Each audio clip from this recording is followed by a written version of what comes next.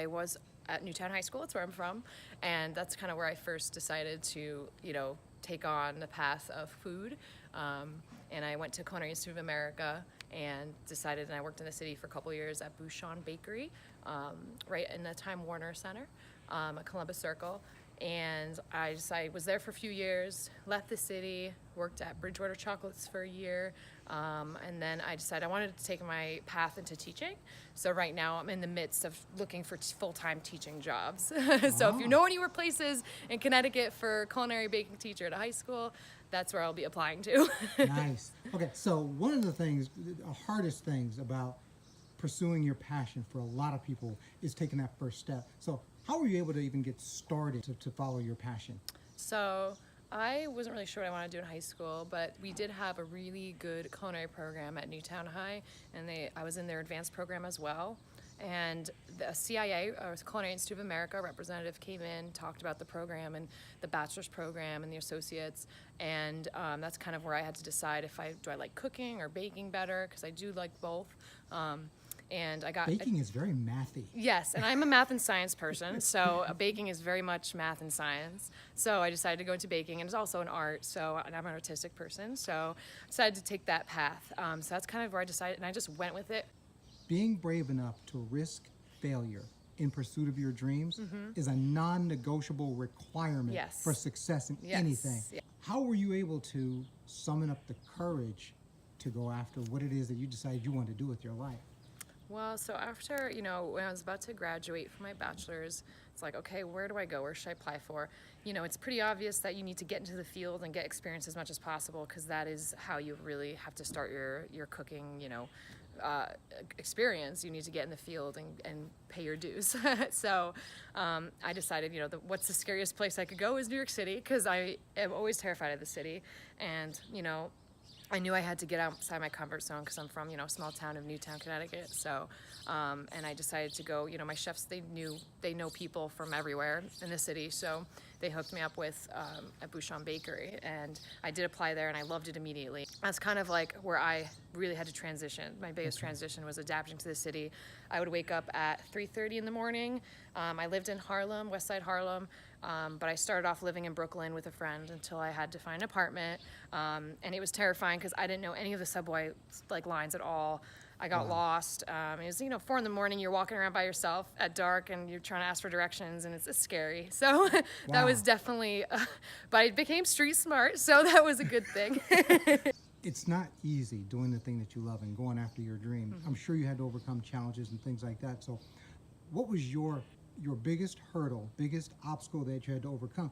And on the other side of that, what was the biggest benefit or blessing that you got because you did overcome it? You overcame that thing and you got to do X. Yes. What was that? So I would say when I decided to leave Bouchon because I wanted to focus on chocolate work, and I just loved chocolate since I was a kid. So that was the direction I was thinking about as a chocolatier.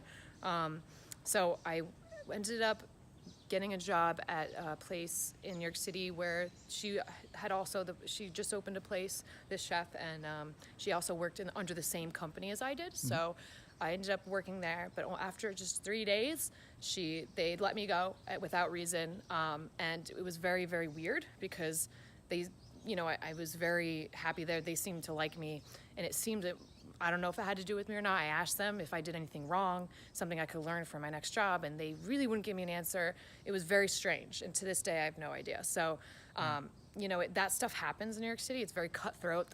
After 3 days, I had to apply for unemployment in New York City, which is probably the hardest thing to do, and especially my situation was a very weird, specific situation. So I had to lose a lot of money. I was still paying rent.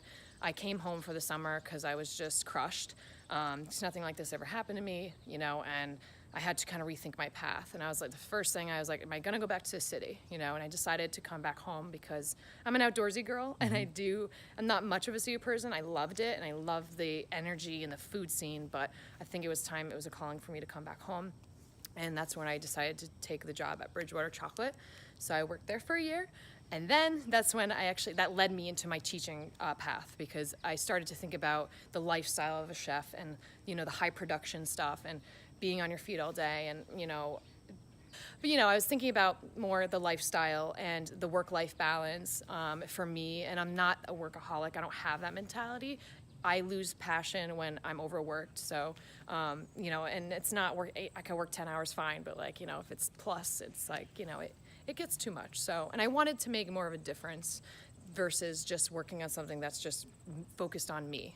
I wanted to like help other people, and I thought teaching would be great. And I found that I was natural at it. My mother's a teacher at Newtown High School. And my friends always said that I met at work, at my other jobs. They're like, you're really great at describing and teaching people and training people. So I was like, you know what? I think I'll go that way because I'm good at it. Because I had to focus on what am I good at? What do I like to do? You know, so that's kind of where I started. So now I have a path, you know. I don't have a destination just yet, but I'm on the path. So I couldn't be happier. Excellent. And last question. Yeah. No pressure, but thousands of high school students across the country are going to be watching this video. So what would you say, what advice would you give to a young person that is thinking about like going for their dream and pursuing their dream? What advice would you give? I would say definitely follow your gut. I know it's a cliche, but it's very true. If you feel like something's off, and I feel like our bodies know before our minds do, and our minds will overthink situations. If you just try to keep it simple and be like, this doesn't feel right, where can I go?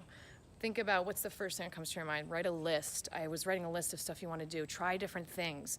You know, you can't be perfect the first time. You're not gonna. You might get lucky and find your dream job the first time, but it's not worth being miserable. You know, even if you're making 6 figures, like, are you happy there? Like, you feel like you are. You want to feel like you have a purpose and that you're making a difference, and also being a part of your community is a huge thing. If it's, you know.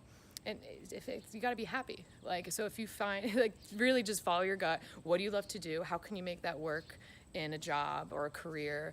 You know, and at first you might have to just get a job that just pays the bills. Sometimes finances are really hard. So you have to definitely do that. You might have to rough it for a year. But in the meantime, look on the computer, research, talk to people, you know, instead of just applying online, go to those places in person, because people rather see a face. They want to see that initiative and that drive. So, thank you. Yeah. And where can people find your website or anything like that? Because you make the good cakes. Yeah. Yep. You could find me on my Instagram, Desserts by Rachel Lynn. There's a period after each word, except for Lynn. So it's kind of, you know, just to separate it. But and I also have a Facebook. That's the same thing, Desserts by Rachel Lynn. So thank you.